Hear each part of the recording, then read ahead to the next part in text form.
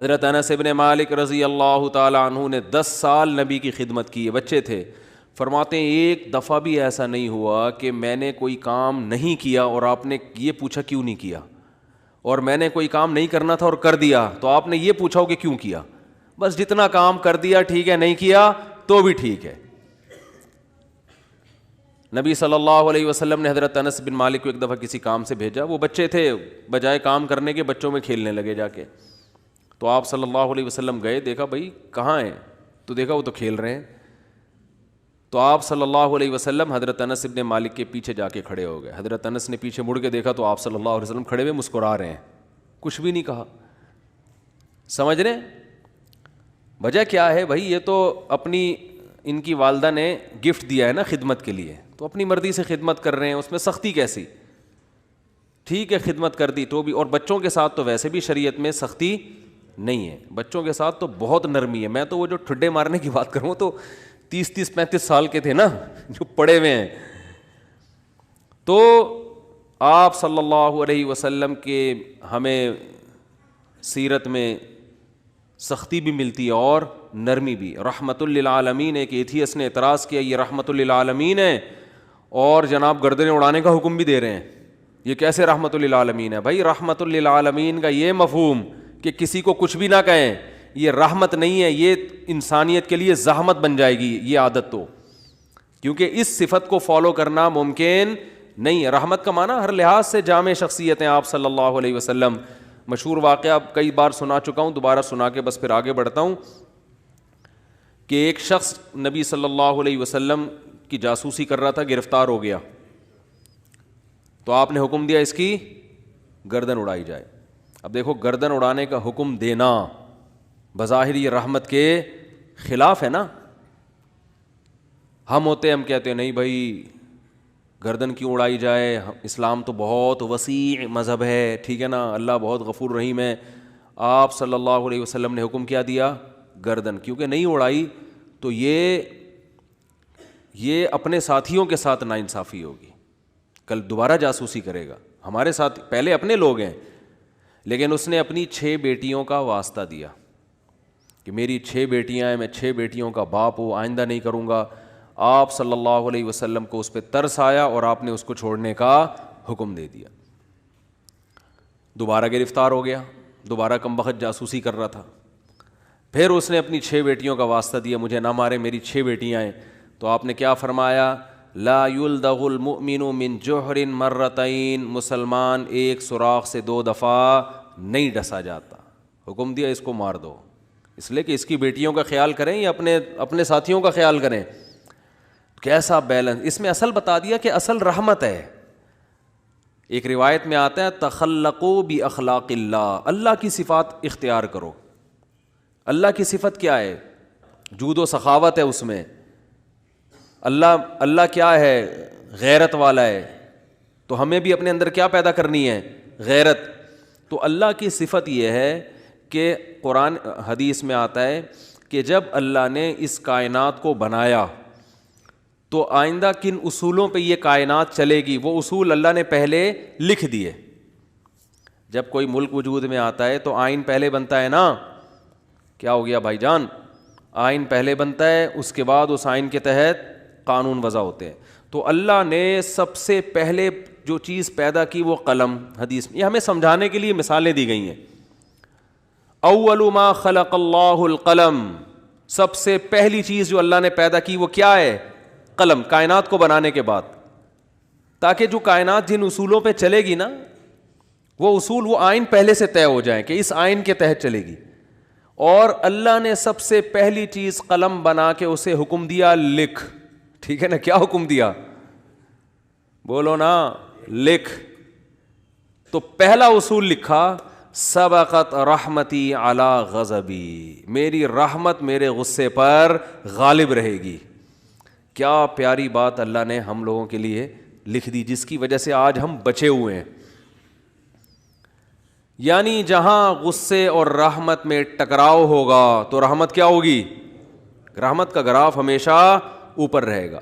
اللہ یہ بھی لکھ سکتے تھے کہ میرا جو غضب ہے وہ ہوگا ہی نہیں، میرا غضب ہوگا ہی نہیں, ہمیشہ کیا رہے گی؟ رحمت. رحمت ہی رحمت کے اصول پہ چلے گی, غضب نہیں ہوگا. تو پھر لوگ پیغمبروں کی نہیں مانتے. قوم عاد, قوم سمود تباہ نہ ہوتی, قوم لوط تباہ نہ ہوتی, فرعون سمندر میں غرق نہ ہوتا پانی میں, اور آگ میں نہ جلتا, اور جہنم نہ ہوتی. تو اللہ نے یہ نہیں لکھا کہ میرا غضب ہوگا ہی نہیں, بلکہ اللہ نے لکھا کہ غضب بھی ہوگا, رحمت بھی. لیکن رحمت اور غضب میں جب ٹکراؤ ہوگا نا, تو رحمت کو کیا کروں گا؟ غالب کروں گا.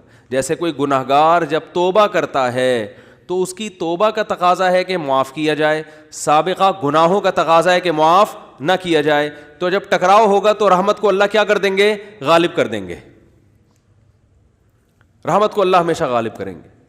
تو یہی نبی صلی اللہ علیہ وسلم کی بھی صفت, کہ جب رحمت اور غضب میں ٹکراؤ ہوتا تو آپ صلی اللہ علیہ وسلم کی صفت رحمت کیا ہوتی؟ ہمیشہ غالب ہوتی. اس کی بہت ساری مثالیں ہیں. مشرکین مکہ نے کتنا ستایا, جب مکہ فتح ہوا تو آپ نے فرمایا لا تثریب علیکم الیوم, سب کو معاف کر دیا, ضرورت نہیں ہے تلوار چلانے کی. بھائی اب ان کو قتل کر کے کیا ملے گا ہمیں؟ ضرورت نہیں ہے. جو اللہ نے ہمیں غلبہ دینا تھا وہ دے دیا ہے. تو نہیں تلوار چلائی آپ صلی اللہ علیہ وسلم نے, بلکہ مشرکین کے جو سردار تھے ان کو الگ سے عزت دی آپ صلی اللہ علیہ وسلم نے. لیکن جہاں یہ جو جاسوس پکڑا گیا تو اس میں بھی معافی مانگی, 6 بیٹیوں کا حوالہ دیا.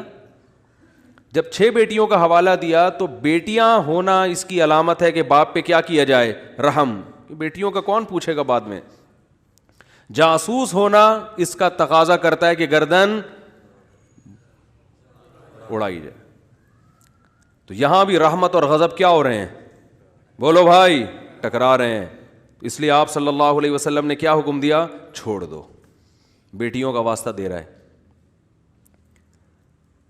دوبارہ جب پکڑا گیا ہے تو اب بھی اگر چھوڑنے کا حکم دے دیا جاتا تو اس کا مطلب صفت غضب ہے ہی نہیں. اور یہ بہت خطرناک چیز ہے کہ آپ کے اندر غضب کی اور انتقام کی صفت ہی ختم ہو جائے, انتقام لیس ہو جائیں. اس کا مطلب آپ قوم کے لیڈر نہیں بن سکتے, آپ قوم کو گائیڈ نہیں کر سکتے, آپ قوم خود بھی ڈوبو گے, قوم کو بھی ڈبو دو گے, آپ برباد ہو جاؤ گے.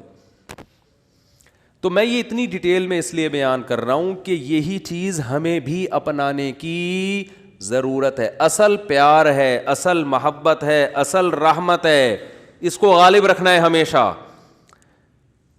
لیکن انتقام لیس بولو نہیں بن جانا, غضب لیس بولتے کیوں نہیں, کیا ہو گیا, نہیں بننا ہے.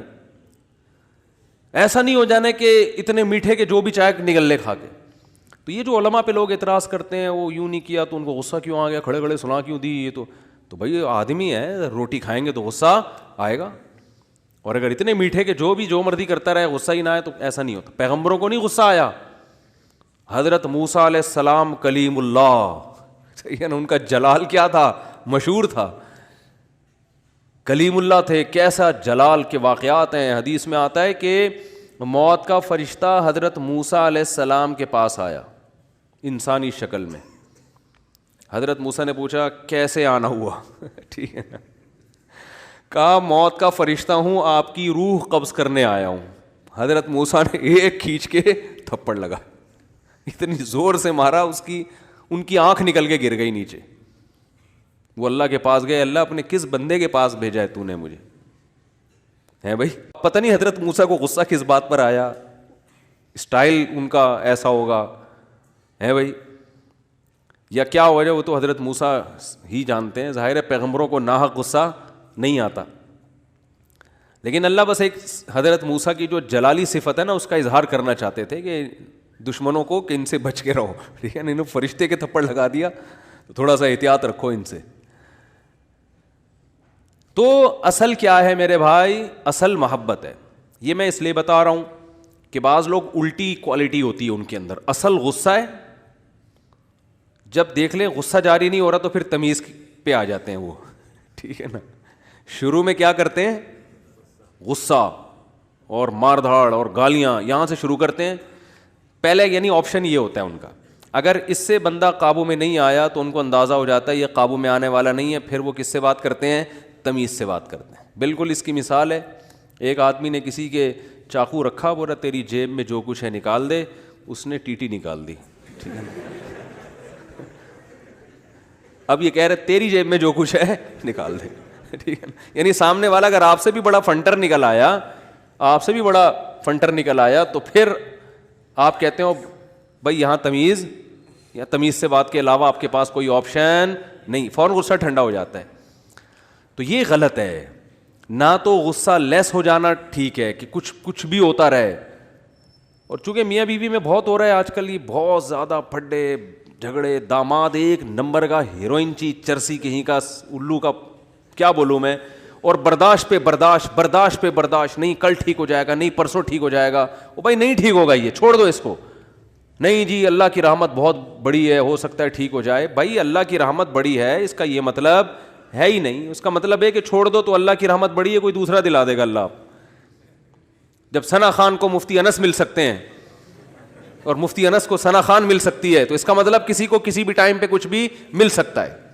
دو انتہائیں ہیں نا, ایک مولوی اور ایکٹریس کی آپس میں شادی ہو گئی, تو اس کا مطلب کسی کی کسی بھی ٹائم پہ کسی پہ بھی شادی ہو سکتی ہے. رشتوں کی کمی مارکیٹ میں نہیں ہے. تو ایسے ایسے الٹے الٹے لوگوں کو لوگ برداشت کر رہے ہیں کہ ہو سکتا ہے کل ٹھیک ہو سکتا ہے. بھائی ایک حد ہے, حد ہر چیز میں کیا ہے, ایک لمٹ ہے. اولاد بگڑی ہوئی ہوتی ہے, میں والدین کو کہتا ہوں بھائی اپنے بیٹے کو ایک حد تک تربیت کرو, نہیں آ رہا نا قابو میں, نکلو. بولو پتلی گری سے سامان گھر سے اٹھا کے کیا کرو, نکلو. زیادہ نہیں بدماشی ہے, تیرے باپ کا گھر ہے, تیرا گھر نہیں ہے. ہاں سارے 100% درست نہیں ہوتی اولادیں, کچھ تو باپ کو بھی برداشت کرنا پڑتا ہے اولاد کی خاطر, لیکن وہ بھی ایک حد ہے نا, حد سے زیادہ تھوڑی ہوتا ہے, حد سے زیادہ نہیں ہوتی کوئی بھی چیز. پھر اس میں ایک اصول یہ بھی ہے کہ یہ دیکھا جائے گا بڑا نقصان کس میں. لوگ کہتے ہیں اگر تعلق ختم کیا تو یہ ہو جائے گا, یہ ہو جائے گا. بھائی تعلق ختم کیا تو یہ ہو جائے گا, نہیں کیا تو یہ ہو جائے گا. تو دونوں میں پلس مائنس کیا کرو کہ زیادہ نقصان کس میں. ہمیشہ اس اصول پہ زندگی گزرتی ہے.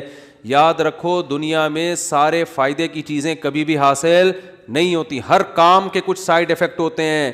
عقل مند آدمی یہ دیکھتا ہے کہ سائیڈ افیکٹ زیادہ ہیں یا اس کے بینیفٹس زیادہ ہیں. اس اصول پہ زندگی گزاری جاتی ہے. اگر اس اصول پہ زندگی نہیں گزارو گے, ساری زندگی کبھی کوئی فیصلہ آپ سے ہوگا ہی نہیں. سمجھ رہے ہو کہ نہیں سمجھ رہے؟ ساری زندگی کنفیوز رہو گے اور کبھی کوئی فیصلہ آپ سے ہوگا ہی نہیں. ہمیشہ اس اصول پہ زندگی گزرتی ہے کہ یہ کام کرنے میں بھی نقصان, نہ کرنے میں بھی, کرنے میں زیادہ یا نہ کرنے میں زیادہ. اس کو پلس مائنس کر کے فوراً رپورٹ مارکیٹ میں لایا کرو, ٹھیک ہے نا, اور رپورٹ خود تیار کرو, کرنا ہے بھائی کہ یہ سائیڈ افیکٹ ہیں اس کے, تو یہ برداشت کریں گے. جیسے اینٹی بایوٹک ہے, کچھ سائیڈ افیکٹ ہوتے ہیں, اب ہوتے ہیں تو ہوتے رہیں.